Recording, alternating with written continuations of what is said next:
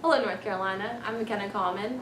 And I'm Jordan Bischoff, and based on the recent legislation change allowing for the cultivation of industrial hemp in North Carolina, we thought it was pertinent to talk to you about CBD today. CBD is a molecule found in hemp plants, and it can be used for pharmaceutical research as long as therapeutical uses. And we have John live in the field at the Phytotron, giving a background on the CBD molecule. Oh, hello there. Living organisms are under constant pressure from their surroundings, which can cause reactions that lead to the development of adaptive traits, helping a plant survive and propagate. What you just saw there was an example of the cannabis plant, our focus of this project, here at NC State's Phytotron. The focus of this project was a molecule, cannabidiol, produced by the plant genus cannabis. This molecule developed within the cannabis plant as a response to environmental pressures. It has allowed the plant to successfully evade extinction. A specific motivator for the production of specialized chemicals in plants are their predators, things like you and me. These chemicals induce repellent, toxic, and/or anti-nutritional effects in predators.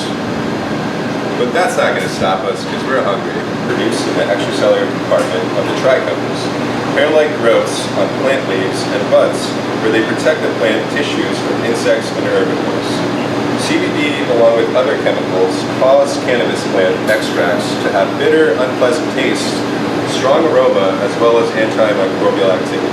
When the insect bites into this plant, this compound creates an adverse effect, which it remembers, allowing the plant to survive because this thing's like, oh, I don't want to eat this, it harmed me in some way. CBD is an extract found in hemp plants, and although it has been shown to carry some medicinal properties, the full capability of the plants have not yet been discovered. The reason for this is that the extract cannabidiol is shown in very low amounts, and in order to increase production of this, I'm showing you the biosynthetic pathway of the CBD molecule. I've highlighted the key enzymes that can be altered to help increase production, and this will help decrease price and increase the ability to research this molecule. And these strategies also help support the potential use of the CBD molecule in pharmaceuticals.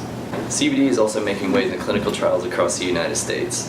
A trial in 2016 did a study on the effects of CBD when used in tandem with anticonvulsants in children and young adults suffering from non-treatable forms of epilepsy.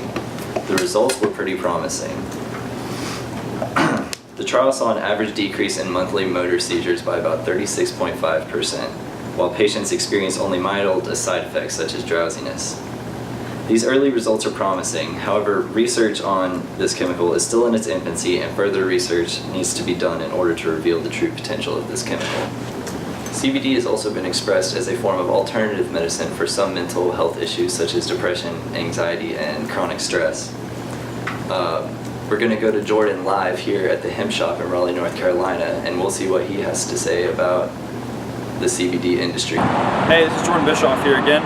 We're here in front of the hemp pharmacy, which is Raleigh's first CBD distribution center. They use locally sourced hemp-derived CBD to use as an alternative therapeutic for things like sleep apnea, sleep insomnia, appetite increase for people that are taking chemotherapy, as well as an alternative painkiller.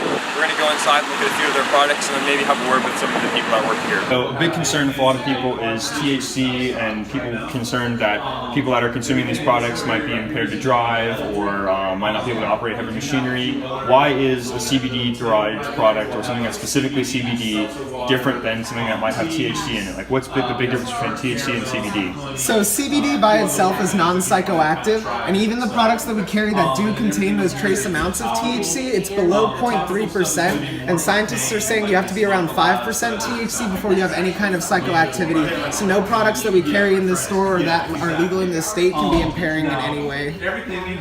Cool. So We have tons of different people coming in for different things. I personally use CBD for cancer treatment. I went through about 8 months of chemotherapy and I'm finishing up radiation right now, and I've been able to do all of that without any of the side effects, the nausea, aches and pains, fatigue, all that sort of stuff. And so I've been able to live a normal life thanks to CBD.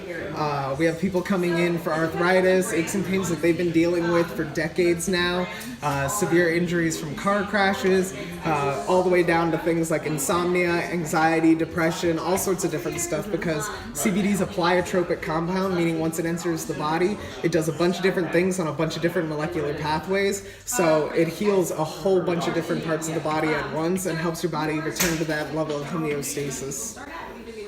Okay.